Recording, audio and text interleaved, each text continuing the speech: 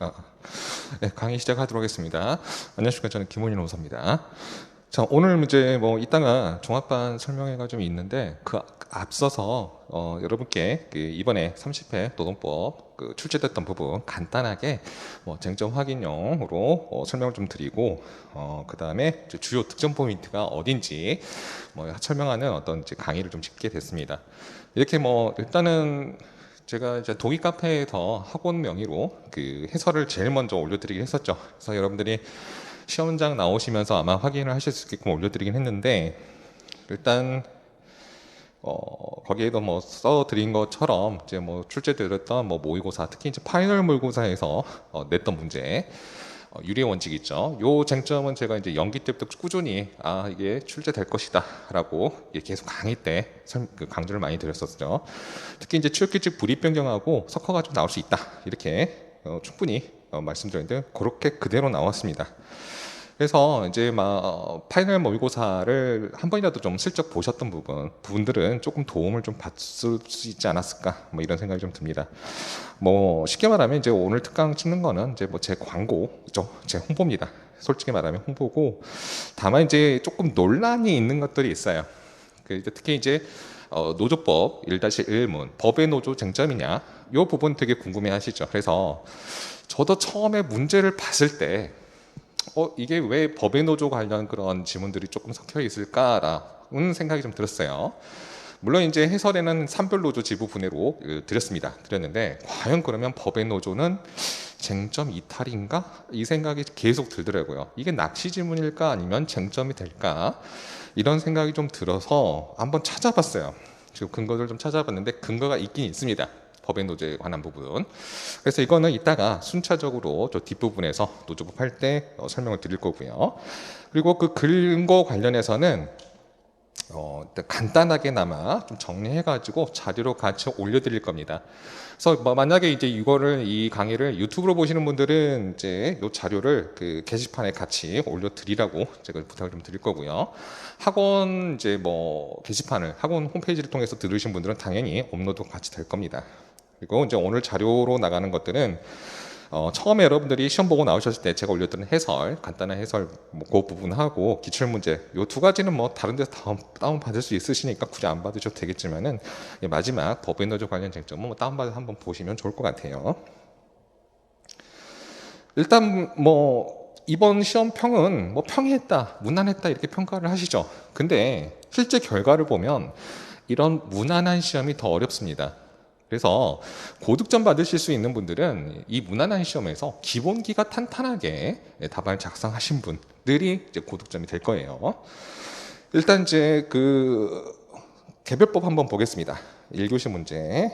이제 문제 1번은 취업규칙 불이익 변경하고 그 다음에 임금피크제 도입이죠. 그래서 그런 부분이 적용이 될 수 있겠느냐 이런 문제인데, 이 문제 1번 물음이라고 문제 2를 바꿔서 쓰신 분들도 계세요. 그러니까 꼼꼼하게 문제를 안 봐서요. 단지 사실관계 보시면서 나 이 사실관계 어디서 봤어, 모의고사에 또 봤어, 그러면서 정신없이 1번 유리 원칙 막 쓰시고 2번 취업규칙 불이익 변경 섞어서 쓰거나 뒤집어서 쓰시거나 이런 분들도 계실 거예요. 그래서 그런 분들은 이제 명백히 논점이 많이 나가셔 버린 거죠. 완전히 뒷밥에 썼으니까 그런 부분이 좀 아쉬운 부분인데, 그래서 문제 물음을 보실 때는 꼼꼼하게 한 번, 두 번, 세 번 곱씹어서 한번 보세요. 그냥 쓱 보고 넘어가지 마시고 그렇게 보시면 될 것 같아요. 그래서 문제 1번에 물음 1번 보시면은 자 이거죠. A사가 노동조합하고 A사가 노조 동의를 받았습니다. 동의를 받아서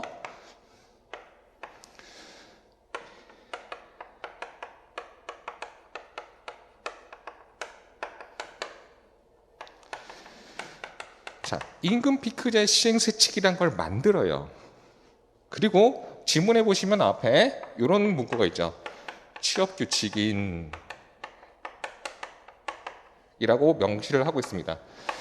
그러면 이게 취업규칙 변경이라는 걸 아시겠죠? 그러니까 이제 근로조건이 변경됐으니까 이 자체는 규정이 신설이 됐지만 사실상 기존에 100% 임금을 받던 일부 구간에 있는 사람들이 이 임금 피크제 시행세칙에 따라서 임금이 삭감되겠죠. 그래서 불리한 조건이 신설되는 겁니다. 그래서 신설이죠.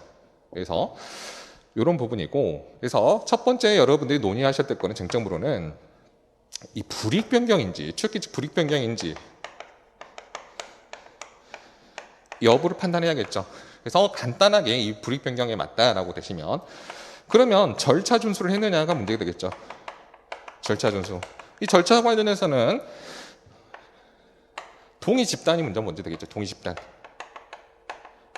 그다음에 동의 방법. 특히 문제가 되는 건 요거겠죠. 왜냐하면 이 갑이라는 근로자가 이 노동조합에 조합원 자격 가입이 없어요. 조합 자격 가입이 없기 때문에 그게 이제 문제되는 거죠. 쉽게 말해서 동의 집단은 자 전체 이게 근로조건이 이분화되어 있지 않죠. 되어 있다는 사정이 없습니다. 그러면 전체 근로자가 집단입니다. 전체가 집단이 되겠죠. 그럼 전체가 집단이니까 동의 방법은 이제 과반 노조가 있죠. 과반 노조 동의 받으면 돼요. 그러면 이 과반 노조 동의와 관련해서 이 과반 노자라는 의미가 과연 조합은 자격 없는 자,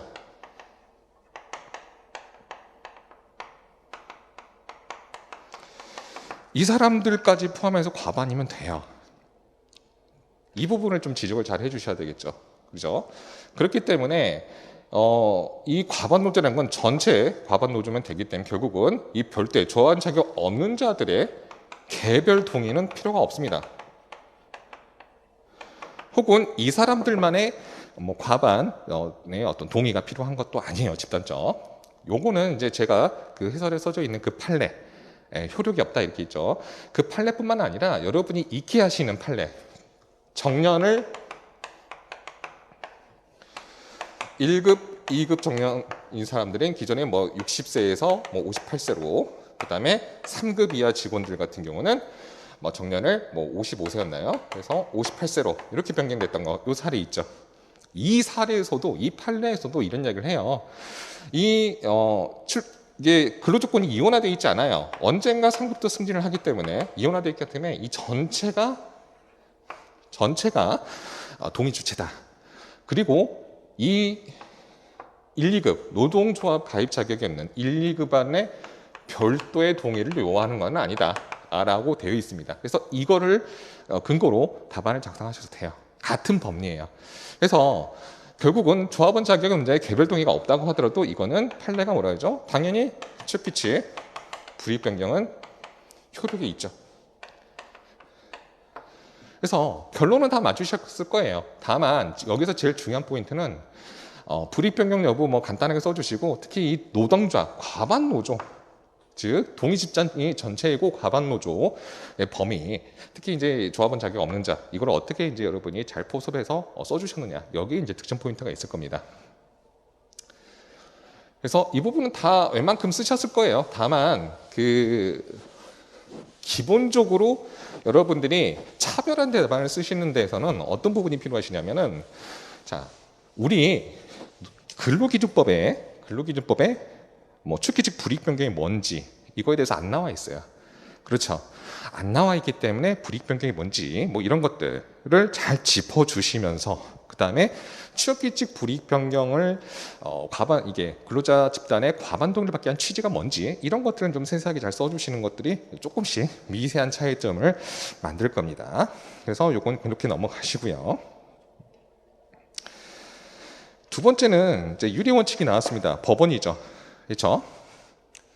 여러분들이 이거 그냥 유리 원칙만 들들들 뭐 일반론만 쓰시면 된다라고 생각하실 수 있는데, 제일 중요한 건 뭐냐면, 첫 번째 취업규칙이 변경이 됐어요. 그렇죠? 불이익 변경이 돼가지고 근로조건이 변경이 됐습니다. 그럼 이거 여러분이 제가 볼 때는 유리 원칙에 앞서서 중요한 거는 이 취업규칙이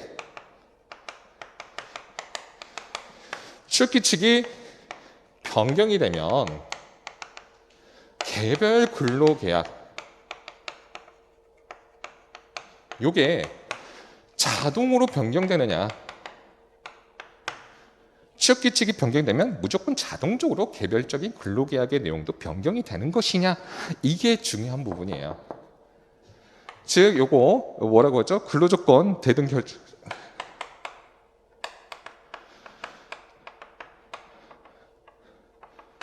근로조건 결정 원칙이 있죠. 대등의 결정 원칙. 이게 어디에 있죠? 근기법 4조죠. 제 기억에는. 자, 요거를 충분히 써주셔야 돼요. 요걸 충분히 써줘. 이게 득점 포인트입니다. 유리 원칙은 웬만하신 분 다 쓰셨을 겁니다. 이게 더 중요해요. 왜 그러냐면 유리 원칙이란 건 뭐예요? 유리 원칙. 자, 우리가 법원이란 게 있죠. 법원. 대법원 말고 법의 소스가 되는, 법의 판단 기준이 되는 이 법원이란 것들. 이것들이 이제 기본적으로는 충돌이 날 수 있죠. 그러니까 쉽게 말하면 경합이라고 합니다. 같은 사안에 대해서 다르게 규정한 경우 어디에 우선적으로 이걸 적용시킬 것이냐. 이게 이제 문제가 되는 건데, 기본 베이스가 이제 상위법 우선 원칙이죠. 상위법 우선 원칙이 적용돼요. 그래서 알고 계신 겁니다. 헌법이 제일 위에 있고, 그 다음에 법률, 그 다음에 조약이죠. 비준 동의받은 조약으로 같은 법률 효과가 있으니까. 그 다음에 단협이죠. 그 다음에 취업규칙, 그 다음에 근로계약. 요 순서대로 상위법 원칙에 따라서 위에 있는 것들이 먼저 적용이 된단 말이에요. 그죠? 요건 누구나 다 아실 겁니다. 그런데 이렇게 되더라도 만약에 이 취업규칙이라든가 근로계약 내용 중에서 하위의 법원이 더 유리한 경우, 그러면 하위 법원을 우선 적용시켜주자. 이게 유리 원칙입니다. 근로조건, 근로자한테 더 유리하니까 상위의 법원보다 하위의 법원이 유리하면은 상위법 우선 원칙을 제외시키고, 적용을 제외시키고 하위 법원을 적용시켜주자. 이게 이제 유리 원칙이고, 그럼 누구나 아시는 거예요. 그러면 이 유리 원칙을 나오기 위해서는 우리 이 사안에서 취업규칙과 근로계약서의 내용이 서로 상반돼야 된다는 전제 조건이 필요합니다. 충돌이라는 전제 조건이 필요해요. 따라서 취업규칙이 변경이 됐다고 하더라도 자동적으로 개별 근로계약이 바뀌어버리면 내용이 같아요. 근데 판례는 근로조건 대등 결정 원칙에 따라서 이렇게 하더라도 개별 근로계약이 바뀌는 등 아니다라는 취지예요. 바뀌지가 않아요. 개별적인 동의가 없는 한 바뀌지 않는 겁니다. 즉, 근로계약을 다시 체결하지 않는 한 취업규칙이 변경됐다고 해서 이미 기득권화되어 있는 그런 기득이익이 침탈당하지 않는다는 이야기예요. 따라서 취업규칙도 변경이 됐지만 근로계약서도 살아있는 거죠. 근로계약서의 근로조건이. 그래서 여기는 뭐 인피제 적용되면 삭감이 되겠지만 여기는 100%다 지급이 되는 거죠. 그럼 결국은 이 원칙에, 유리 원칙에 따라, 노동법 특유의 원칙이죠. 원칙에 따라 하위의 근로계약의 내용이 우선 적용된다는 거죠. 즉 임금 삭감을 못한다는 이야기입니다. 또 여기에 요거 관련해서 지문에 개별 동의가 없었다, 개별 동의가 없다는 거 확인하시죠. 나는 반대한다, 이런 내용 증명 보내요. 그죠? 나 임금 피크제 적용하는 거 반대해 라고 이야기합니다. 즉 취업규칙 불이익 변경이 됨에 따라서 자신의 근로계약이 변경되는 것에 대해서 동의하지 않았다는 이야기입니다. 그 포인트 잘 지적해 주셔야 돼요. 그래서 유리 원칙은 누구나 어느 정도 다 쓰셨을 겁니다. 다만 이 부분, 근로조건 대등 결정의 원칙, 이거를 잘 써주셔야 됩니다. 그리고 뭐 이것만 덜렁 쓰기 어렵죠. 어려우니까 뭐 판례의 어떤 그런 내용에 대한 뭐 검토 내용으로 뭐 판례 태도가 타당하다, 뭐 이런 식의 의견을 조금 달아주면 좋겠죠. 코멘트를. 그래서 득점 포인트, 이 문은 요게 근로조건 대등 결정 원칙이 득점 포인트다라고 여러분들이 좀 이해해 주시면 될 것 같고요. 시험이 나올 만해서 나오긴 했어요. 근데 요즘 이제 그 출제 경향을 보시면 기본적인 내용이면서 중요한 부분, 하지만 시험에는 나오지는 않겠지라고 넘어갈 수 있는 부분들이 이제 종종 출제가 되는 거예요. 예전에 저 공부할 때만 해도 산재 나오겠어? 뭐 근기법상 근로자상 나오겠어? 연차휴가 낼 거 뭐 있어? 뭐 이런 식이었단 말이에요. 근데 다 나왔죠. 나올 만해서 나옵니다. 심지어 파견과 도급 구별 되게 중요하지만 굳이 이걸 시험에 낼까? 이런 생각이 있었는데 나왔어요. 작년에도. 이번에도 법원이죠. 법원성. 법원, 유리 원칙. 이것도 매우 중요한 기본 원칙입니다. 하지만 나왔어요. 그래서 여러분들이 이 강사님들의 모의고사에만 너무 의존하지 마시고 골고루 판례가 있는 부분들, 그래서 좀 강약 조절하시면서 골고루 평소에 공부하시는 게 더 좋습니다.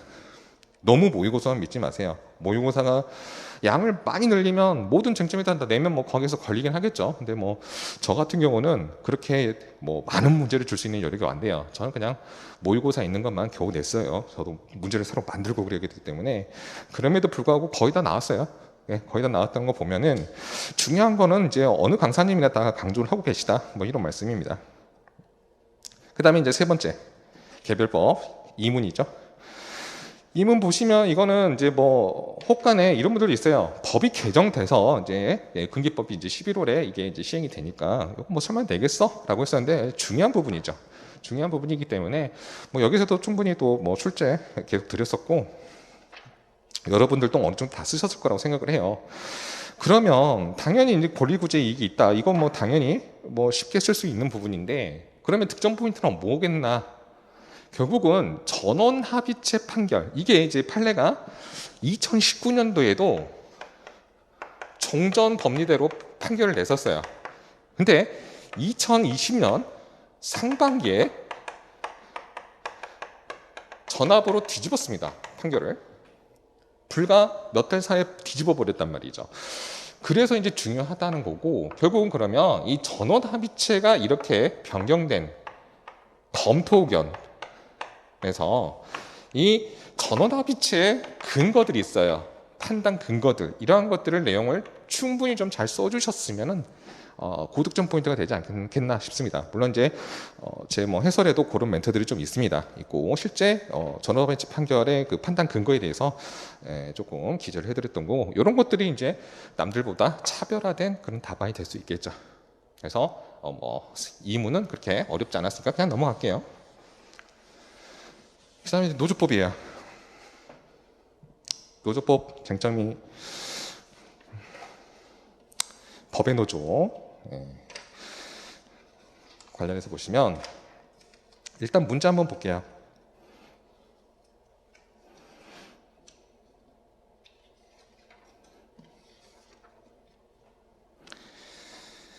자, 문제 보시면 자, 물음 1-1번 보시면 자, 회사 지부가 노조 설립 신고하지 않았다. 그래서 회사는 단체 협약의 체결 당사자. A회사 주장은 A회사 지부겠죠. 자, 뭐 산별노조. 자, A회사는 A회사 지부가 뭐라 그러냐? 단체 협약 체결 당사자가 안 된다 라고 주장을 해요. 그럼 A회사 주장이 맞느냐? 자, 이거 보시면은 그러면 일단은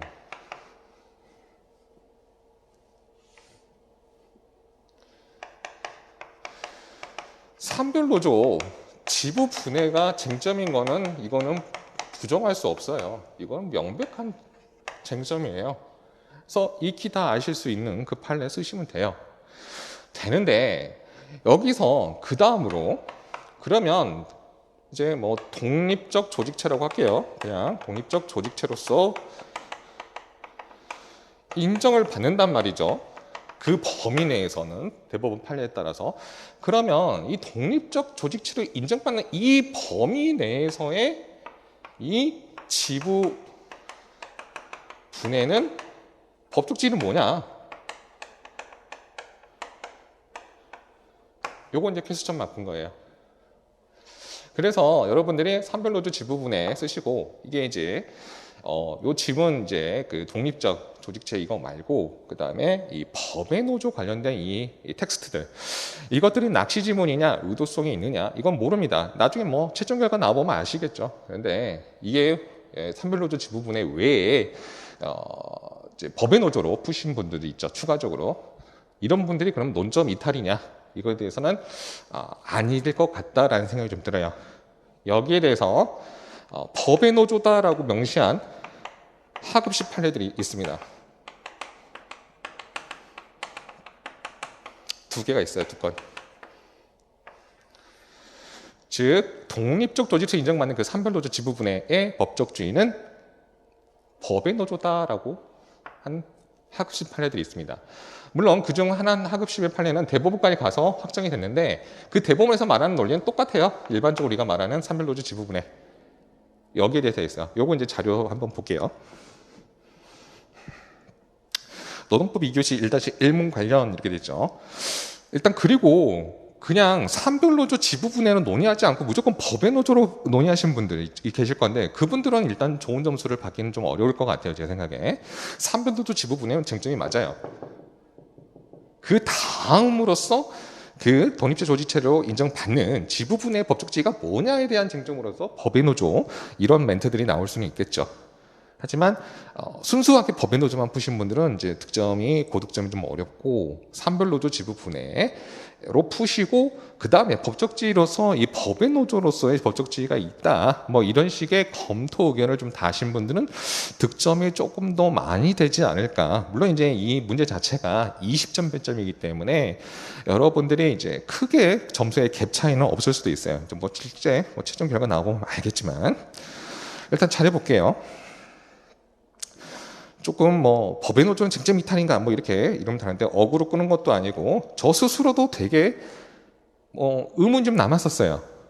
솔직히 뭐 제가 강사를 하고 있지만은 제가 수험 강의를 오래 한 것도 아니고 과연 이분들 틀렸을까? 기본적으로 전 그렇습니다. 일단 법의 노조라는 거는 하나의 단위 노조에 대해서 발생하는 쟁점이란 건 맞아요. 그렇게도 생각합니다. 다만 산별노조 지부분해가 독립체로서 인정이 받는 그 범위 내에서의 지위는 뭘까라는 의문점이 남습니다. 그래서 두 번째 보시면은 일단 산별노조 지부분해는 쟁점에 해당한다. 그리고 우리가 익히 아는 그 판례 그 내용이에요. 그렇다면 세 번째가 중요하죠.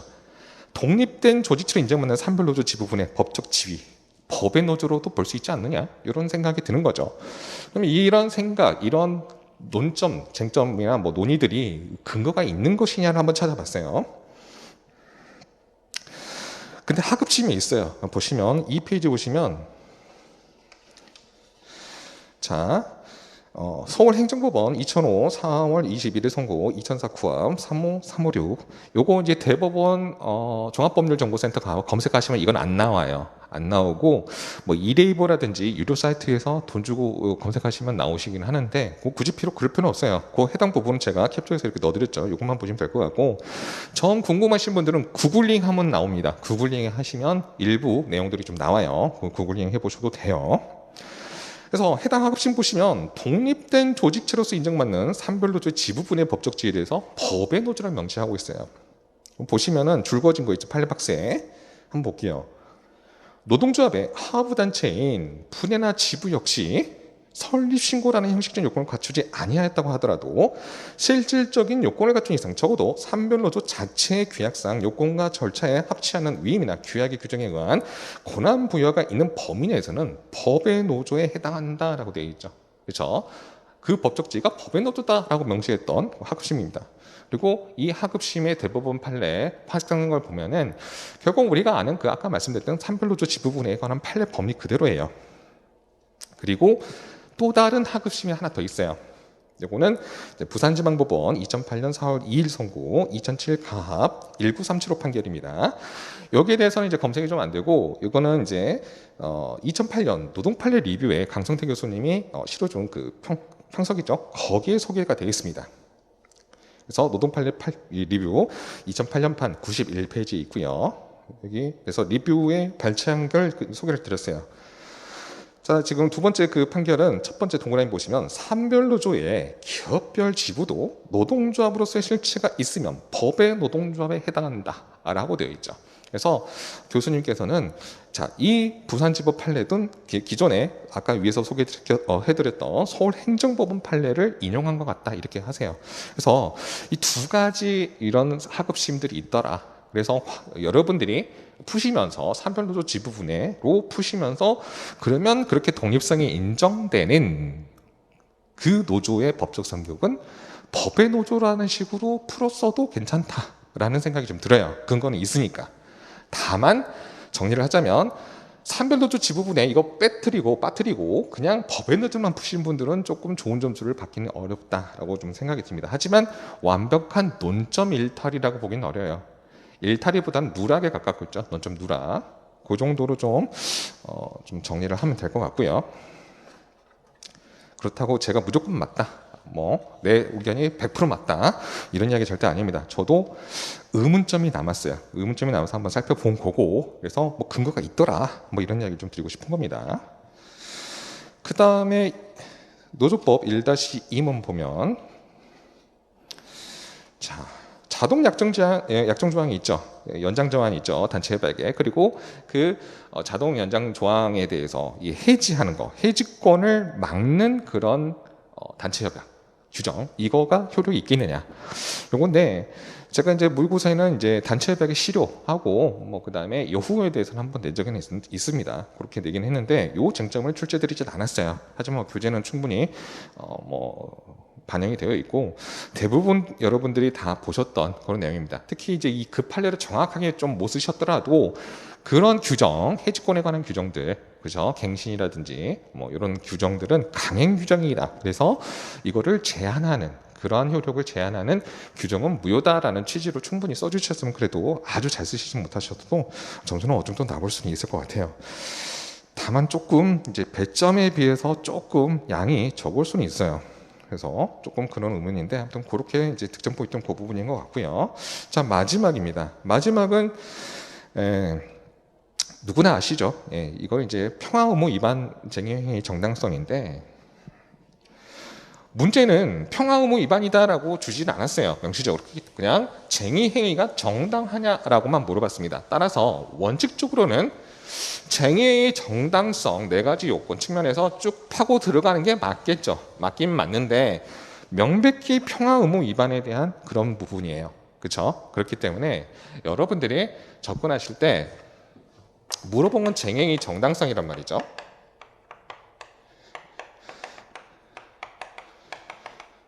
제가 해설엔 그냥 평화 의무로만 간단하게 설명을 드렸습니다. 급하기도 했고 그랬고 다만 이제 멘트를 드리길 했던 거는 쟁의행위 정당성에 대해서 물어봤기 때문에 이 4가지 요건, 주체, 목적, 시기 절차,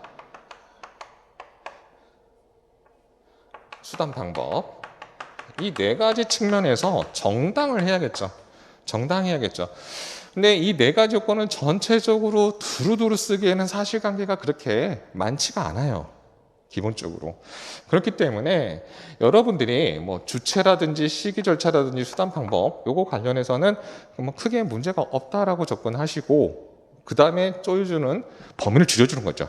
줄여서 이 목적의 정당성과 관련해서 평화 의무 위반 요게 문제가 되지 않겠느냐 해서 평화 의무에 대해서 쭉 일반론 써주시고 사안 검토해 주시면 되겠죠. 그래서 이렇게 전체로 써주실 경우는 그러니까 이 부분에 대해서는 크게 문제가 없는 것 같다라고 해서 이 목적의 정당성 부분으로 이렇게 줄여서 접근하는 이게 조금 필요하지 않을까 싶어요. 그게 조금 더 가정을 받을 수 있을 것 같고 두 번째. 평화 의무 위반이 이 쟁의행위 정당성 측면에서 이런 게 있어요. 목적의 정당성에 해당하느냐 아니면 시기적 정당성 여기에 관련된 것이냐 이게 조금 교수님들이 보는 시각이 다릅니다.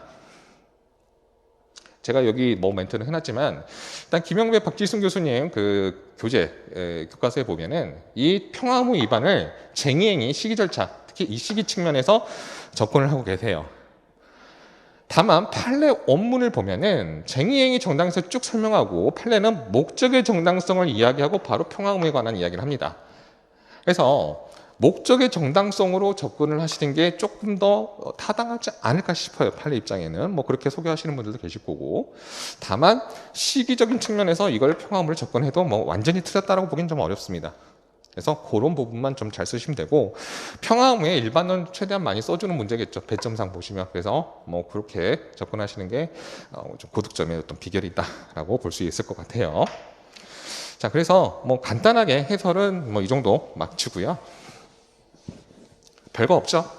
원래 뭐 자질구레하게 길게 설명할 거는 아니었어요. 아니고 뭐 학원에서 그래도 홍보모 쪽으로 좀 찍어라 이렇게 요청이 들어와서 부랴부랴 이렇게 준비를 좀 해봤고, 득점 포인트보다는 사실 이제 제일 여러분 입장에서는 법의 노조 관련 그 쟁점들이 과연 쟁점이냐 아니냐 뭐 이런 지금 이슈가 있죠. 그거 관련해서 한번 같이 한번 살펴봤다, 그런 의미로만 좀 알아두시면 될 것 같아요.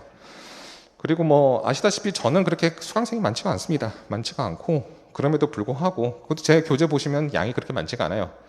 그리고 개정을 이제 했죠. 해가지고 이제 뭐 출간이 곧 될 건데, 그래봤자 뭐 한 8, 90페이지밖에 안 늘어납니다. 그래서 제 교재는 600페이지가 조금 안 될 겁니다. 그럼에도 불구하고 있을 건 거의 다 있다. 뭐 다 있다고 할 수는 없고요. 네. 그래서 뭐 충분히 비주류 강사지만 충분히 시험에 대비가 가능하다, 뭐 이런 측면에서 한번 홍보 목적으로 한번 영상을 찍어봤습니다. 혹시나 요 쟁점 관련해서 좀 불편해하시거나 그랬던 분들이 있으면 죄송하다는 말씀드리고, 결과는 나와봐 알아요. 수험생들 입장에서는 본인이 잘 본 것 같다고 하시지만 실제 점수 보면은 좀 달라요. 그만큼 채점자의 시각들은 좀 다릅니다. 그래서 너무 못 썼다고 낙담할 것도 아니고요, 잘 썼다고 막 의기양양할 것도 아니에요. 그래서 나는 못 쓴 것 같지만 그 못 쓴 것 같은 내용 중에서도 채점자가 의도했던, 요원했던 그런 멘트나 단어 이런 것들이 보일 수 있습니다. 그런 경우에는 득점이 가능해요. 그리고 뭐 제 입장에서도 저도 이제 경험상 보면은 잘 봤다고 생각한 애는 다 떨어졌어요. 되게. 하지만 좀 뭐 못 본 것 같고 이걸 못 쓴 것 같고 막 이런 생각 들면 그때 붙더라고요. 그래서 결과는 나와봐야 한다. 게다가 실제로 뭐 논점을 한 문제를 완전히 잘못 썼습니다. 저도 예전에 행정인데 완전히 잘못 썼는데 행정의 그 다른 문제를 굉장히 잘 썼어요. 그래서 그게 또이또이 소위 퉁쳐진 겁니다. 퉁쳐져가지고 63점인가 나왔던 것 같아요. 25점 하나가 완전히 논점 이탈을 했음에도 불구하고 그렇게 많이 나올 수도 있습니다. 그래서 그 결과는 몰라요. 모르니까 지금부터 뭐 스트레스 너무 받지 마시고 조금 충분한 휴식 갖추신 다음에 뭐 다시 준비하셔야 되는 분들은 기운 차려가지고 뭐 영어 점수 따셔야 되면 영어 점수 따두시고, 뭐 이제 스스로 좀 건강 관리 하시는 그런 시간들, 그리고 자기 치유의 시간을 좀 가졌으면 좋겠어요. 여러분들은 뭐 이렇게 못난 사람들 아니니까 이렇게 너무 자학하거나 이렇게 힘들어하지 마시고 좀 즐겁게 지낼 수 있도록 뭔가를 배워보는 것도 좋고요. 그래서 충분히 가치 있는 시간, 충분히 힐링하는 시간 좀 가졌으면 좋겠습니다. 이상으로 강의 마치도록 하겠습니다. 감사합니다.